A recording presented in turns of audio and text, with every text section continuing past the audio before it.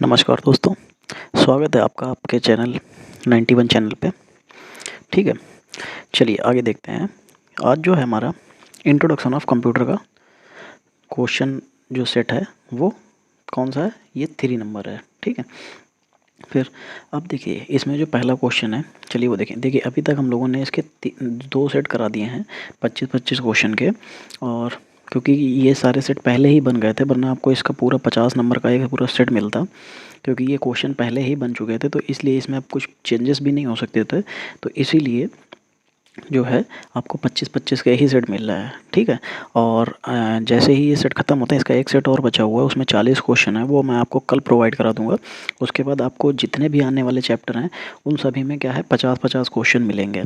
ठीक है, आपको ये जो इंट्रोडक्शन ऑफ कंप्यूटर ये चैप्टर वाइज ये चल रहे हैं, इसमें क्या है कि ये आपको ट्रिपल सी लेवल के जितने भी ट्रिपल सी लेवल के आपको चैप्टर वाइज जो सेट टेस्ट मिलेंगे, ये सारे एक मिल जाएंगे अलग, और आपको एक जो है प्रैक्टिस सेट अलग से मिल जाया करेगा। ठीक है, चलिए स्टार्ट करते हैं। देखिए पहला क्वेश्चन क्या है, द एरोनियम इनिक स्टैंड्स फॉर, यानी कि संक्षिप्त नाम एनिक का क्या है? तो देखिए जो एनिक का जो संक्षिप्त नाम होता है वो हमारा क्या है, ये हो जाएगा electronic numerical integrator and computer. चलिए देखिए ये किसमें है, इलेक्ट्रॉनिक न्यूमेरिकल इंटरप्रेटर नहीं होता है। ठीक है, इलेक्ट्रॉनिक न्यूमेरिकल आइसोलेटर भी नहीं होता, इंटीग्रेटर होता है। इलेक्ट्रॉनिक न्यूमेरिकल इंटीग्रेटर है, हाँ है। एंड कोडर नहीं, कंप्यूटर होता है। तो चौथे वाले में कंप्यूटर है, तो देखिए ये ऑप्शन सही हो जाएगा। चलिए आगे बढ़ते हैं। क्वेश्चन नंबर 2 क्या है, व्हाट इज़ द फोटॉन? देखिए कल मैंने आपको इसकी पूरी फुल फॉर्म भी बताई हुई थी। ठीक है, कल के सेट में। तो ये इसकी जो है मुझे आप कमेंट में करके बताइएगा। ठीक है, कि इसकी फुल फॉर्म क्या होती है। ठीक है, चलिए अब देखते हैं फोटान क्या है। फोटान कल जब मैंने इसकी फुल फॉर्म बताई थी तब मैंने आपको ये भी बताया था कि ये क्या होता है। देखिए मशीनी लैंग्वेज नहीं होती, मशीनी लैंग्वेज वो लैंग्वेज होती है जो हमारा कंप्यूटर समझता है। असेंबली लैंग्वेज ये जो है हमारे जो बाकी लैंग्वेज होते हैं उनको असेंबल करती है। जैसे कोई 2 लैंग्वेज है उनको असेंबल करके फिर उसको ट्रांसलेट करेगी। सेकंड जनरेशन लैंग्वेज, ये जो सेकंड जनरेशन लैंग्वेज है इस तरीके की कोई लैंग्वेज नहीं होती है। ठीक है, ये सिर्फ इन्होंने ऑप्शन बनाने के लिए दिया है। फिर इसका क्या आ जाएगा, हाई लेवल लैंग्वेज। तो इसका सही आंसर क्या हो जाएगा, हाई लेवल लैंग्वेज। ठीक है, चलिए क्वेश्चन नंबर, फिर हम लोग अब देखते हैं तीसरा। क्वेश्चन नंबर 3 क्या है, which of the following option is an alternate name for a combination of 4 bytes? ठीक है, निम्नलिखित में कौन सा विकल्प 4 बिट्स के संयोजन के लिए वैकल्पिक नाम है? देखो जो 4 बिट के 4 बिट जो होती हैं उनके संयोजन के लिए जो वैकल्पिक नाम है, तो देखिए ये जो है हमारा ये निबल बन जाता है। कल भी मैंने आपको बताया था कि 4 बिट बराबर 1 निबल होता है। ठीक है, कल हमारे पास कुछ 8 बिट्स करके लिखा था कि 8 बिट्स किसके बराबर होता है, तो वहाँ पे ऑप्शन था 2 निबल। ठीक है, ठीक है, चलिए याद रखिएगा। तो ये कितना होता है, 1 निबल होता है। ठीक है, जब 1 निबल बनता है तो हमारा, जब 4 निबल मतलब जो 4 बाइट्स होती हैं, जो बिट्स होती हैं ये 1 निबल बनाती हैं। ठीक है, ऐसे ही हमारे फिर आगे ये बाइट्स बनाती हैं, फिर हमारी ये के बी के बी बनाती हैं, फिर एम बी बनाती हैं। चलिए क्वेश्चन नंबर 4 देखते हैं। Charles Babbage is also known as, Charles Babbage को भी कहा जाता है, उनको क्या कहा जाता है, उनको कंप्यूटर का जनक यानी कि फादर ऑफ कंप्यूटर कहा जाता है। तो देखिए ये ऑप्शन नंबर 1 में ही हमको दे रखा है। चलिए क्वेश्चन नंबर 5 की तरफ चलते हैं। देखिए क्वेश्चन नंबर 5 क्या है, कह रहा है the Java is programming language. Java जो है प्रोग्रामिंग लैंग्वेज है, वो हमारा किस तरह की प्रोग्रामिंग लैंग्वेज है? देखिए जावा जो है हमारी हाई लेवल लैंग्वेज है। जावा हो गई, सी हो गई, C++ हो गई, ठीक है, और फोरटॉन हो गई। ठीक है, और ऐसे कई जो है हमारी हाई लेवल लैंग्वेज हैं। ठीक है, तो ये कैसी हो जाएगी, ये हाई लेवल लैंग्वेज हो जाएगी। चलिए आगे देखते हैं।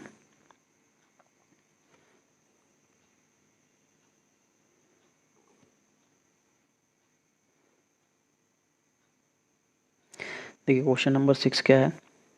Question number 6 a set of system program that controls and coordinates the operations of a computer system is called।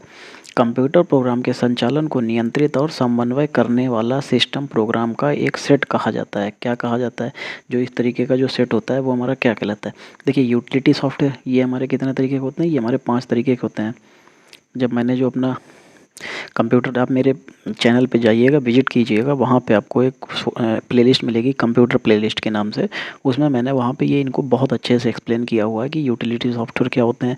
जैसे हमारे यूटिलिटी सॉफ्टवेयर देखिए सीधे कौन कौन से होते हैं, आप ऐसे समझ सकते हैं कि जैसे हमारा एंटीवायरस है, ये जो हमारे एक सेकेंड उनको क्या कहते हैं, तो हमारा ये जो होता है, एक तो हमारा ये एंटीवायरस होता है, ये 5 तरीके के होते हैं। एक होता है एंटीवायरस, ठीक है, और फिर हमारे पास होता है डिस्क कंप्रेशन, ठीक है। तीसरा जो होता है वो हमारा डिस्क फ्रेगमेंटर होता है, बैकअप यूटिलिटी होता है, डिस्क क्लीनर होता है और एंटीवायरस। ये 5 तरीके के यूटिलिटी सॉफ्टवेयर होते हैं हमारे पास, ठीक है। और ऑपरेटिंग सिस्टम जैसे कि हमारा एम एस डॉस हो गया, लाइनेक्स हो गया, यूनिक्स हो गया, ये हमारे एम एस डॉस, ये क्या नाम ऑपरेटिंग सिस्टम के हैं। फ्रेमवेयर देखिए क्या होता है, ये जो फ्रेमवेयर जो होता है ये हमारा क्या बोलते हैं इसको, एक तरीके से जो नेट के लिए जो सिक्योरिटी प्रदान करता है उसको फ्रेमवेयर कहते हैं, ठीक है। फ्रीवेयर वो चीज़ होती है जो हमें फ्री में उपलब्ध हो जाती है, ठीक है। देखिए फिर इसका जो कंप्यूटर प्रोग्राम के संचालन को नियंत्रित और समन्वय करने वाला सिस्टम प्रोग्राम का एक सेट कहा जाता है। इसको हम लोग जो कंप्यूटर प्रोग्राम को नियंत्रित करेगा, देखिए कंप्यूटर प्रोग्राम के संचालन को कौन करेगा? ये, ठीक है। ऑपरेटिंग सिस्टम जो है हमारे संचालन को नियंत्रित करेगा। देखिए क्वेश्चन नंबर 7 की तरफ चलते हैं। क्वेश्चन नंबर 7 है which of the following is made up of the RAM and ROM. निम्नलिखित में से कौन रैम और रोम से बना हुआ है? देखिए जब हमारा जो रैम और रोम के से बनने होने की बात कहेगा तो देखिए जो रैम और रोम होती है वो हमारी किस में जाती है? वो मेन मेमोरी यूनिट में चली जाएगी। यानी कि देखिए कंट्रोल यूनिट सभी तरीके के कंट्रोल्स को देखता है। रजिस्टर हमारी एक तरीके की मेमोरी होती है, ठीक है। फिर मेन मेमोरी यूनिट, ठीक है। Arithmetic and logic meaning ALU, इसमें सारी अंकगणितीय घटनाएं होती हैं। अब देखिए इनके पास ये मेमोरी का एक रूप है। कंट्रोल यूनिट जो हमारी सभी तरीके के जितने भी कंट्रोल्स होते हैं उसको मैनेज करता है। और मेन मेमोरी यूनिट यानी कि जिसको एमएमयू बोलते हैं, तो ये रैम एंड रोम से बना होता है। इसी के अंदर हमारे दोनों ये पार्ट जो होते हैं ये हमारे उपस्थित होते हैं। तो इसका सही आंसर क्या हो जाएगा? तीसरा वाला। चलिए क्वेश्चन नंबर 8 देखते हैं। क्वेश्चन नंबर 8 है which of the following is smallest in size. निम्नलिखित में से कौन आकार में सबसे छोटा है? देखिए पॉम टॉप, नोटबुक, डेस्कटॉप और लैपटॉप। देखिए अगर देखा जाए तो डेस्कटॉप हमारा जो होता है वो मतलब मेज़ पे रखने वाला एक तरीके का कंप्यूटर जिसको हम लोग बोलते हैं वो होता है। लैपटॉप जो होता है जिसको हम लोग हैंड में कैरी कर सकते हैं। नोटबुक जो होता है वो हमारा लैपटॉप से भी छोटा होता है, ठीक है। नोटबुक जो होता है जिसको हम लोग जिसमें हम लोग गेम वेम खेलने के लिए, और उसकी स्क्रीन बड़ी होती है, ठीक है। और पॉम टॉप जो होता है ये इससे भी छोटा है। तो यानी कि इन चारों में अगर सीरियल वाइज लगाना पड़ेगा तो नंबर 1 पे डेस्कटॉप, नंबर 2 पे लैपटॉप, फिर नोटबुक, ठीक है। देखिए लैपटॉप और नोटबुक में कुछ खास अंतर नहीं होता है। नोटबुक क्या होती है? थोड़ी सी पतली होती है। लैपटॉप थोड़ा सा भारी और मोटा होता है। बाकी नोटबुक आज के टाइम में जब आप लैपटॉप ले जाएंगे तो उसमें ज़्यादातर नोटबुक ही आ रहे हैं, ठीक है। तो लैपटॉप और नोटबुक में कुछ खास अंतर नहीं है, बस ये पतला होता है और ये थोड़ा सा भारी और मोटा होता है। और पॉम टॉप जो होता है वो हमारा इन सबसे छोटा और हल्का होता है, ठीक है। तो इसका सही आंसर क्या हो जाएगा? ये हो जाएगा। चलिए क्वेश्चन नंबर 9 देखते हैं। The output display by the computer monitor is called. Computer monitor द्वारा प्रदर्शित आउटपुट को क्या कहा जाता है? देखो जब कंप्यूटर मॉनिटर पर जो हमको कोई चीज़ दिखाई देगी, जैसे ये हमारी कंप्यूटर मॉनिटर है और यहाँ पे नाम ऐसे करके, ठीक है, ये कुछ भी दिखाई दे रहा है हमको। जब हमको ये सारी चीज़ें जो दिखाई दे रही हैं तो ये हमको, ये तो आउटपुट हो गया, लेकिन ये किस तरह का आउटपुट हो जाएगा? तो इसको क्या है, हम हाथ में लेके नहीं पढ़ सकते हैं, ना इसको हम कैरी कर सकते हैं, ठीक है। तो ये किस तरीके का हो जाएगा? ये हो जाएगा सॉफ्ट आउटपुट। कैसा? या सॉफ्ट कॉपी। हार्ड कॉपी वो होती है जिसको हम लोग हाथ में पकड़ सकते हैं, जैसे कि फ़ोटो कॉपी जब निकालते हैं तो वो भी आउटपुट होता है, लेकिन वो क्या होता है? वो हार्ड कॉपी होती है। अब दिया है इसमें कलर कॉपी, जो हमें कलर में मिल जाए वो हमारी colour copy. Dry copy copy देखिए इस तरीके के, देखिए जैसे फ़ोटो कॉपी होती है एक तरीके की ड्राई कॉपी ही होती है, इसको ड्राई कॉपी ही कहते हैं। तो हमसे कंप्यूटर मॉनिटर पर द्वारा प्रदर्शित आउटपुट, कंप्यूटर मॉनिटर पर तो सॉफ्ट कॉपी हो जाएगा। चलिए क्वेश्चन नंबर 10 देखते हैं क्या है। क्वेश्चन नंबर 10 कह रहा है which of the following is an example of the fifth generation programming language. निम्नलिखित में कौन द्वितीय पीढ़ी की प्रोग्रामिंग भाषा का उदाहरण है। देखिए जो पाँचवीं पीढ़ी है हमारी, ठीक है, वो कंप्यूटर की प्रेजेंट टाइम में जो भी पीढ़ी चल रही है ये हमारी कौन सी है, ये हमारी फिफ्थ है, ठीक है। और ये हमारी जब फिफ्थ है तो इस समय पे हाई लेवल लैंग्वेजेस हैं, ठीक है। और जो हाई लेवल लैंग्वेजेस हैं तो उनमें हमसे ये पूछा गया है भाषा का उदाहरण है। तो देखिए कौन पाँचवीं पीढ़ी की भाषा, तो देखिए अभी तक ये चौथी पीढ़ी में ये भी यूज हो रही थी, फोर्टान और जावा, ये सब हमारी चौथी पीढ़ी में यूज हो रही थी और ये भी कैसी थी, हाई लेवल, ठीक है, ये हाई लेवल लैंग्वेजेस थी। लेकिन जो अब हमारी जो प्रोलॉग है ये हमारी पाँचवीं पीढ़ी की प्रोग्रामिंग भाषा का उदाहरण है। तो अब ये करंट में जो सबसे नई जनरेशन है और नई जनरेशन में जो प्रोग्रामिंग लैंग्वेज है वो ये है प्रोलॉग, ठीक है। चलिए क्वेश्चन नंबर 11 देखते हैं क्या है। Which of the following is an internet memory. निम्नलिखित में से कौन इंटरनेट मेमोरी है। चलिए इसके उदाहरण वो देखते हैं एग्जाम क्या नाम, इसके ऑप्शन देखते हैं क्या है।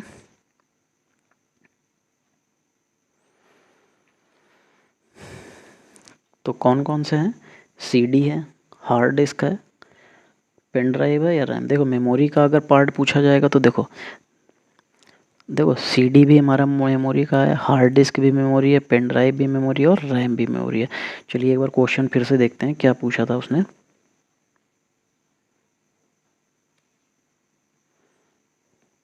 हमसे पूछा था निम्नलिखित में से कौन एक इंटरनेट मेमोरी है, ठीक है, इंटरनेट मेमोरी। चलिए देखते हैं फिर से।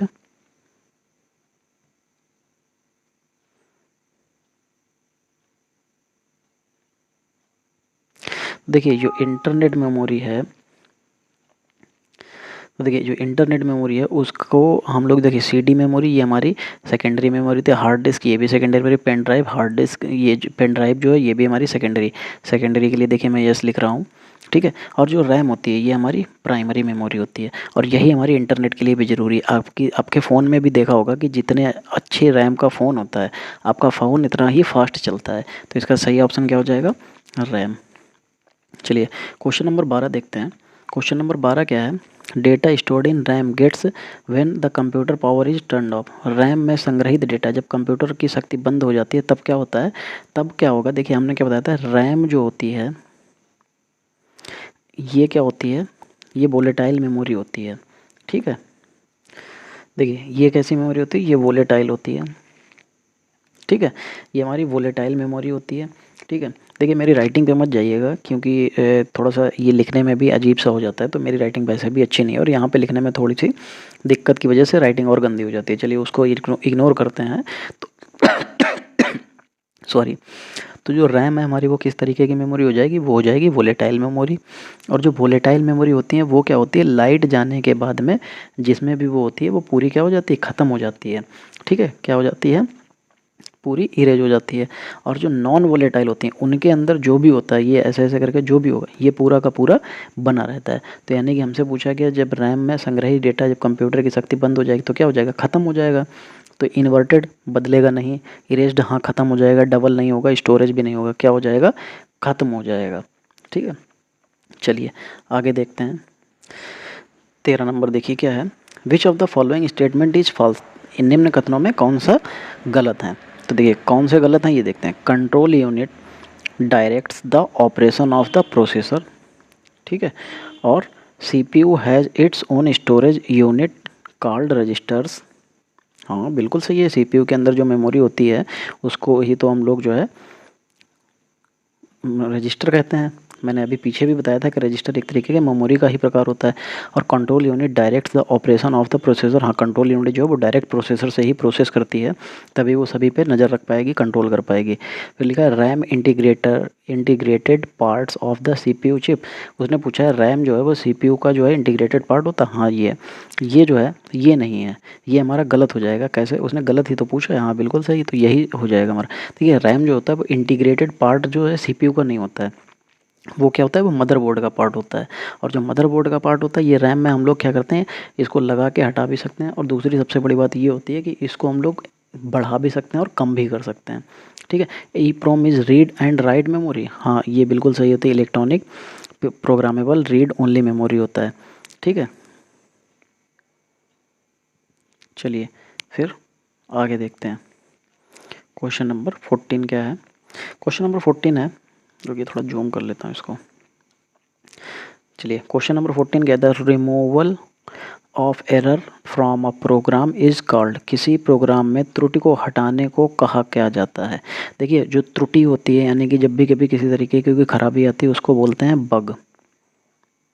क्या बोलते हैं? बग। और जब उसको हटा दिया जाएगा तो क्या हो जाएगा? डी बग, यानी कि वापस उसको सही कर लिया गया। तो देखिए इसमें कहाँ पे है? ट्रबल शूटिंग प्रॉब्लम होता है, एरर हैंडलिंग, तो वो भी एरर के लिए हो जाएगा। पैचिंग, किसी चीज़ को पैच करना, यानी कि उसको बिल्कुल सही नहीं लेकिन उसको काम चलाने के लिए, तो वहाँ पे नहीं, त्रुटि को हटाने की बात कर रहे हैं, तो हटाने का मतलब डीबगिंग हो जाएगा। ठीक है, चलिए क्वेश्चन नंबर 15 की तरफ चलते हैं। क्वेश्चन नंबर 15 क्या है? Which of these is not an object oriented language, निम्न इनमें से कौन सी ऑब्जेक्ट ओरिएंटेड लैंग्वेज नहीं है? ठीक है, तो इसके जो ऑप्शन हैं वो देखते हैं। चलिए पहले तो हम लोग ये समझते हैं कि ऑब्जेक्ट ओरिएंटेड होता क्या है। जो ऑब्जेक्ट ओरिएंटेड होता है वो देखिए क्या करता है, वो फंक्शन और लॉजिक की जगह पे क्या करता है, वो डेटा या ऑब्जेक्ट के साथ काम करता है। तो जो ऑब्जेक्ट ओरिएंटेड लैंग्वेज होता है वो क्या करेगा, वो लॉजिक और हमारा फंक्शन को नहीं देखेगा, वो क्या देखेगा, डेटा या ऑब्जेक्ट के साथ काम करेगा। ठीक है। और देखिए ये जो जब जैसे ऑब्जेक्ट ओरिएंटेड बता दिया, क्या होता है कि वो जो है लॉजिक और फंक्शन के बजाय पे डेटा और ऑब्जेक्ट के साथ काम करता है। और जो उनकी लैंग्वेज हो जाती है, ऑब्जेक्ट ओरिएंटेड प्रोग्रामिंग लैंग्वेज जो हो जाती है, ये क्या करता है, ये जैसे ये जो है, ये प्रोग्रामिंग में जो है ऑब्जेक्ट का प्रयोग करती है। ठीक है, अभी हमने बताया ऑब्जेक्ट या डेटा का प्रयोग करती है। जो इसके जो उद्देश्य होते हैं प्रोग्रामिंग में, वो वास्तविक दुनियाओं की संस्थाओं जैसे क्या होते हैं, कि वो जैसे छुपाना, विरासर करना यानी कि इनहेरिटेंस करना, या हाइडिंग करना, या बहरूपता यानी कि जो है पॉलीमॉर्फिज्म जो होता है आदि को लागू करना, ये सारी चीज़ें वो जो है लागू करती है लैंग्वेजेस। और ये जो है उसने पूछा कौन सी नहीं है, भाषा नहीं है। देखिए सी जो है हमारी ऑब्जेक्ट ओरिएंटेड है, रूबी भी हमारी ऑब्जेक्ट ओरिएंटेड है, सी प्लस प्लस ये भी ऑब्जेक्ट ओरिएंटेड है, BB.NET ये हमारी जो है, पहली बात तो लैंग्वेज, ये भाषा नहीं है। ये जो है हमारी, ये क्या है, ये हमारे एक तरीके का वेब पेज का डोमेन नेम है। ठीक है, चलिए क्वेश्चन नंबर 16 देखते हैं। क्वेश्चन नंबर 16 है, cache memory is use to transfer the data between, cache memory का उपयोग डेटा को किसके बीच स्थानांतरित करने के लिए प्रयोग किया जाता है? देखिए जो कैश मेमोरी होती है वो हमारा जो डेटा जो है वो हमारे प्रोसेसर और इनपुट डिवाइस, यानी कि जब हम इनपुट डिवाइस, जैसे ऐसे समझिए कि हमने अपने माउस से इनपुट दिया कि माई कंप्यूटर फोल्डर पे डबल क्लिक करके कि ओपन, तो वो क्या होगा, वो प्रोसेसर के पास तक जाएगा। ठीक है, वही जो है प्रोसेसर के पास तक जाएगी, तो प्रोसेसर क्या करेगा, जो हमने उसे डेटा दिया था उस डेटा में से कुछ मेमोरी को अपने पास रख लेता है, बाकी डेटा को वापस कर देता है उसको ओपन करके। तो यानी कि जो उसके पास जो छोटी सी मेमोरी का हिस्सा एक रह जाता है उसी को हम लोग कैश मेमोरी कहते हैं। ठीक है, तो ये जो ये किसके किसके बीच में होता है, ये इनपुट और प्रोसेसर के बीच में। तो इसका मेन जो आंसर हो जाएगा वो क्या हो जाएगा, ये क्वेश्चन नंबर 16 का फर्स्ट ऑप्शन सही हो जाएगा। चलिए आगे देखते हैं।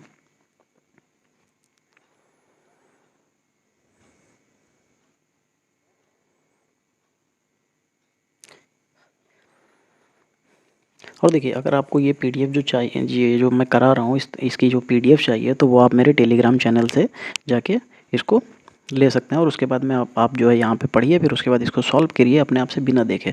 तो आपको क्या होगा ना कि ये चीज़ें बिल्कुल दिमाग में आपके जो है बैठ जाएंगी। अगर इससे पेपर में किसी भी तरीके का इससे रिलेटेड कोई भी क्वेश्चन आएगा तो आपसे बिल्कुल गलत हो ही नहीं सकता है। तभी मैं जो है इसके जो जितने भी प्रैक्टिस सेट मैं कराता हूँ वो सारे के सारे मैं अपने यूट्यूब चैनल पर, टेलीग्राम चैनल पर डाल देता हूँ। आप वहाँ से जाके इसको ले सकते हैं। आपको परचेज़ करने का कुछ भी नहीं है, आप सीधे जाइए मेरे टेलीग्राम चैनल पे, वहाँ पे आपको जितने भी सेट मैंने कराए हैं सबके सेट मिल जाएंगे। आप उनको आराम से अपना डाउनलोड कीजिए और घर बैठे आराम से उसको प्रैक्टिस कीजिए। ठीक है, चलिए क्वेश्चन नंबर 17 देखते हैं। विच of the following is not a type of magnetic storage system, folding में कौन एक चुंबकीय भंडारण प्रणाली का एक प्रकार नहीं है? ठीक है, चलिए देखिए जो फ्लॉपी डिस्क होती है ये हमारे चुंबकीय भंडारण का ही प्रकार होता है। इसमें बहुत ज़्यादा नहीं, 2.5 MB के आसपास इसकी जो है मैक जो होती है वो भंडारण क्षमता होती है। फिर आते हैं हम लोग कॉम्पैक्ट डिस्क पे। ठीक है, देखिए जो कॉम्पैक्ट डिस्क होती है ये हमारा चुंबकीय भंडारण नहीं, ये हमारा किस तरीके का होता है। देखिए ये जो कॉम्पैक्ट डिस्क जो होती है ये एक विशेष प्रकार की डिस्क होती है। ठीक है, जैसे आपने देखा होगा कि जिसको हम लोग CD बोलते हैं वो गोल गोल होती थी। तो वो क्या होती है, विशेष प्रकार की डिस्क होती है जिन पे डेटा जो है वो एक बार ही लिखा जा सकता है। लेकिन उसको क्या है, हम लोग रीड तो कई बार कर सकते हैं, लिखा सिर्फ एक बार जा सकता है। और ये जो इसके लिखने की तकनीक होती है इसको हम लोग लेजर बोलते हैं। ठीक है, ये हम लोग इस पे जो लिखने और पढ़ने की जो लिखने मतलब एक बार जब लिखा जाएगा तो भी लेजर, और उसके बाद जब हम लोग पढ़ते हैं तो उसमें एक लेंस लगा होता है, वो लेंस जो है उसको लेजर को पढ़ता है, जिसके ज़रिए से हम लोग वीडियो विजुलाइजेशन या ऑडियो विजुलाइजेशन में हमको वो मिल जाता है। ठीक है, और देखिए ये जो फ्लॉपी डिस्क होती है, ये फ्लॉपी डिस्क क्या होती है, ये एक वृत्ताकार तरीके की डिस्क होती है। इसके चारों तरफ जो होती है, दोनों तरफ क्या होता है, वो चुंबकीय जो है पदार्थ जो लगा होता है। ठीक है, और जिससे जो जो होता है ये क्या हो जाता है कि जो लेप चढ़ा होता है ये पोर्टेबल डिवाइसेस का एक ही जो मतलब ये जो पोर्टेबल होते हैं और इसमें जो डेटा जो हम लोग रीराइटेबल कर सकते हैं, मतलब एक बार नहीं इसको लिख सकते हैं दो और कई बार। और इसे जो है दोबारा भी प्रयोग किया जा सकता है। और इसका जो ये जो होता है, ये प्लास्टिक का चौकोर कवर का जो होता है, ये इसे मतलब कवर कर रही होती है संरक्षित करने के लिए। ठीक है, और इसके जो साइजेस होते हैं वो कई तरीके के होते हैं, जैसे एक होता है 8 इंच का, ठीक है, होता है 5.25 इंच का, 3.5 इंच का। ठीक है, तो ये इस तरीके के इसके जो है आकार होते हैं। फिर देखिए जो हार्ड डिस्क होता है, देखिए जो हार्ड डिस्क ड्राइव है, जिसको हम लोग हार्ड डिस्क को ही हार्ड डिस्क ड्राइव बोलते हैं। ठीक है, ये कंप्यूटर में जो है सीधे हार्ड डिस्क के संपर्क में रहता है। कंप्यूटर जो होता है वो देखिए हमारे एक रैम होती है, एक रोम होती है। तो देखिए ये रैम होती है, ये हमारी 2 GB, 4 GB, 6 GB, 8 GB, 10 GB, ये इस तरीके से होती है।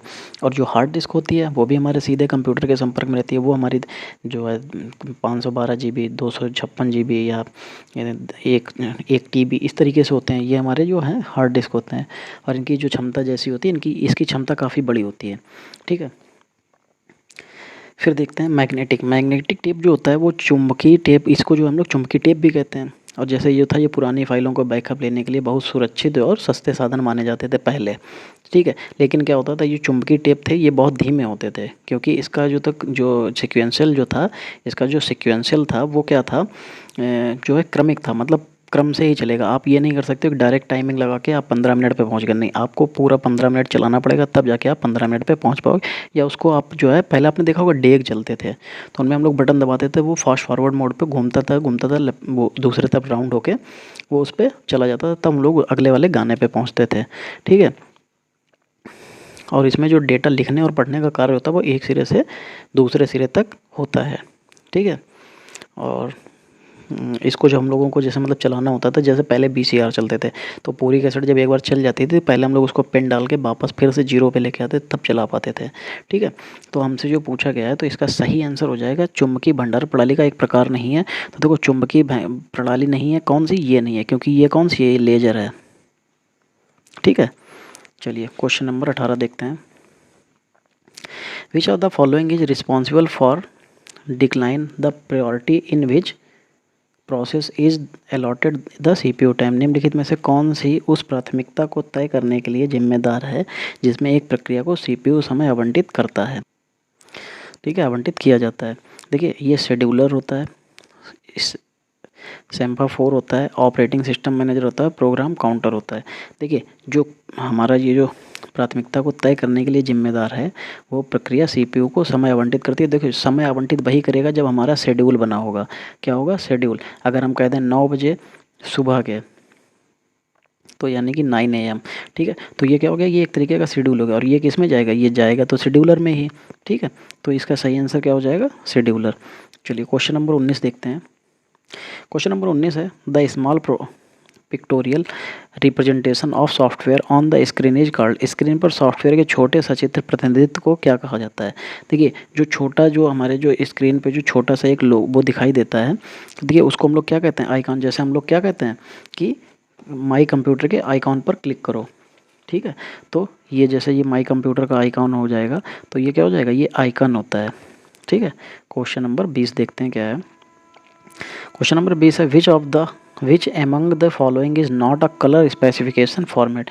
निम्नलिखित में से कौन सा एक रंग विनिर्देशन प्रारूप नहीं है। तो देखो जो कलर विनिर्देशन कौन सा रंग विनिर्देशन प्रारूप नहीं है, यानी कि कलर स्पेसिफिकेशन फॉर्मेट नहीं है, तो ये हमारा जिफ हो जाएगा। GIF फाइल जो होती है वो हमारी एक तरीके से इमेज फाइल का ही प्रारूप होती है, लेकिन ये क्या होती है, ये चलचित्र यानी कि चलती हुई हो सकती है, इसमें कुछ ना कुछ आपको हिलता डुलता दिखाई देगा, इसको हम लोग GIF बोलते हैं। ठीक है, ये रंग विनिर्देशन प्रारूप नहीं है। चलिए क्वेश्चन नंबर 21 देखते हैं। क्वेश्चन नंबर 21 कह रहा है निम्नलिखित which of the following can be used as primary memory. निम्नलिखित में से किसका प्रयोग प्राथमिक मेमोरी के रूप में किया जा सकता है।